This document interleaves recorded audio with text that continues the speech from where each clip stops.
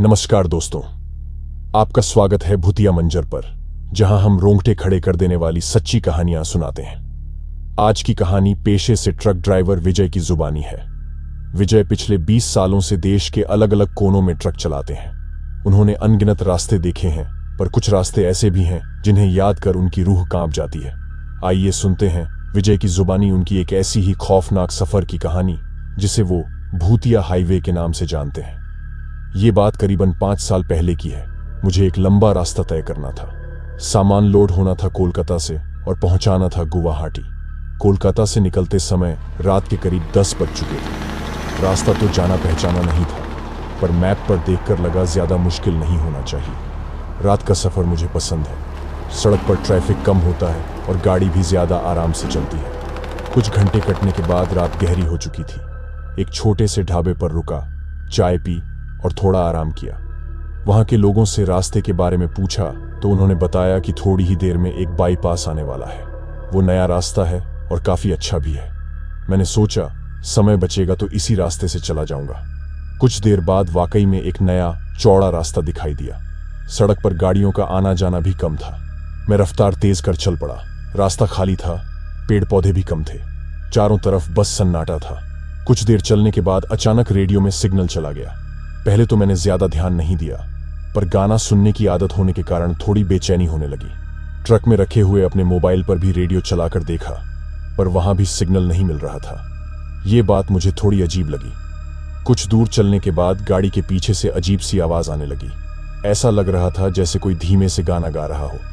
मैंने गाड़ी धीमी कर शीशा नीचे किया, पर पीछे कुछ भी दिखाई नहीं दिया। सड़क बिल्कुल खाली थी। आवाज आनी बंद हो गई तो मैंने राहत की सांस ली, लेकिन कुछ ही देर बाद वो आवाज फिर शुरू हो गई और इस बार ज्यादा साफ थी। ये किसी महिला की आवाज थी। वो किसी गमगीन गीत को धीमे से गा रही थी। मैं घबरा गया। गाड़ी रोकने का मन कर रहा था, पर रात के अकेले इस सुनसान रास्ते पर रुकना भी खतरनाक लग रहा था।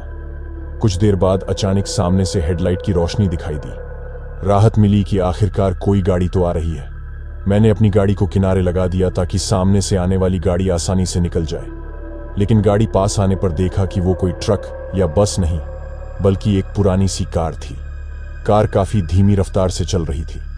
जब वो मेरे बिल्कुल सामने आई तो गाड़ी की हेडलाइट्स बुझ गईं। मैं कुछ देर के लिए तो मैं अवाक रह गया। सामने गाड़ी के अंदर कुछ भी दिखाई नहीं दे रहा था, ना ही ड्राइवर और ना ही कोई पैसेंजर। गाड़ी की खिड़कियां भी पूरी तरह बंद थीं। फिर अचानक कार का अगला दरवाजा खुल गया। बाहर निकलने वाली शख्स को देखकर मेरी सांसें थम सी गईं। वह एक महिला थी। उसकी उम्र का अंदाजा लगाना मुश्किल था। उसके लंबे काले बाल बिखरे हुए थे और चेहरा सफेद चादर से ढका हुआ था। वो सफेद कपड़ों में थी और जमीन से थोड़ा ऊपर तैरती हुई नजर आ रही थी। महिला धीरे धीरे मेरी तरफ बढ़ने लगी। डर के मारे मैं हिल भी नहीं पा रहा था। उसने मुंह तक आकर गाड़ी का दरवाजा खोला और इशारा किया कि मैं गाड़ी से बाहर निकलूं। मेरे दिमाग में ख्याल आया कि शायद ये कोई बेहम है। फिर भी गाड़ी से उतरने के लिए मैंने दरवाजा खोल तो जरूर दिया, पर पैर जमीन पर नहीं रख पाया। महिला ने मेरा हाथ पकड़ा और धीरे से खींचकर मुझे गाड़ी से बाहर निकाल लिया। जैसे ही मैं जमीन पर खड़ा हुआ, वो महिला गायब हो गई। घबराहट के कारण मेरा पूरा शरीर पसीने से तर हो चुका था। मैं समझ नहीं पा रहा था कि ये क्या हो रहा है। उसी वक्त गाड़ी की हेडलाइट्स जल उठीं और वो कार भी गायब हो गई। मैं सड़क के किनारे खड़ा सहमे हुए उसे देखता रहा। कार गायब होते ही वो गमगीन गीत फिर गूंजने लगा, इस बार और ज्यादा करीब से। आवाज अब इतनी तेज हो गई थी कि मेरे कानों में दर्द होने लगा। वो आवाज किसी चीख की तरह लग रही थी। मैं घबराकर इधर उधर देखने लगा, पर अंधेरे के अलावा कुछ भी दिखाई नहीं दे रहा था। तभी अचानक सड़क के किनारे से कई सारे सफेद कपड़ों में ढंके हुए लोग निकलकर सामने आ गए।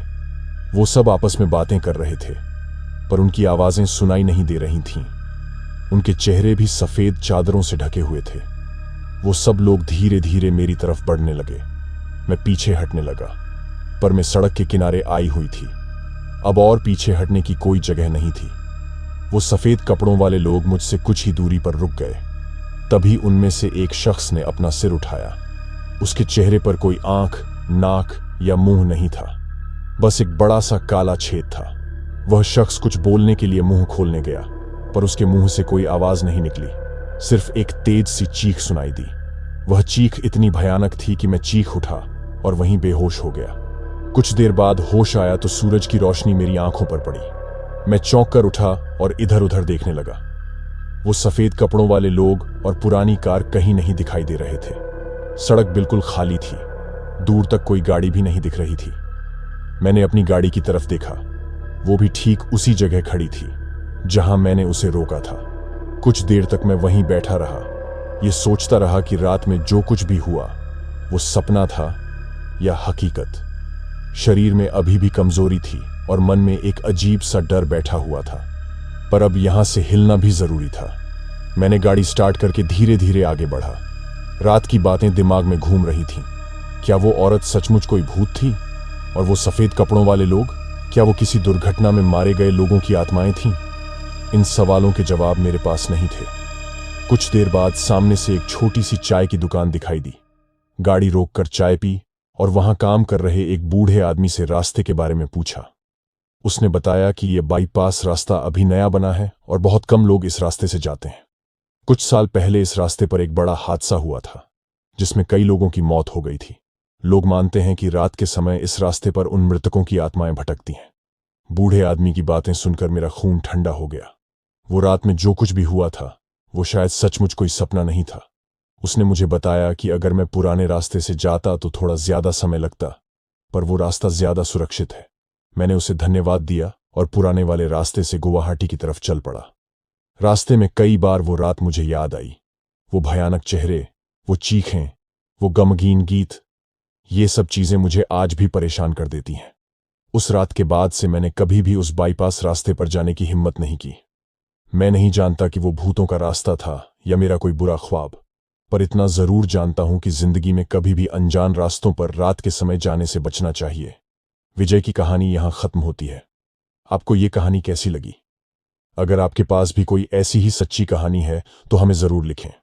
हम आपकी कहानी को अपनी आवाज में भूतिया मंजर पर सुनाएंगे।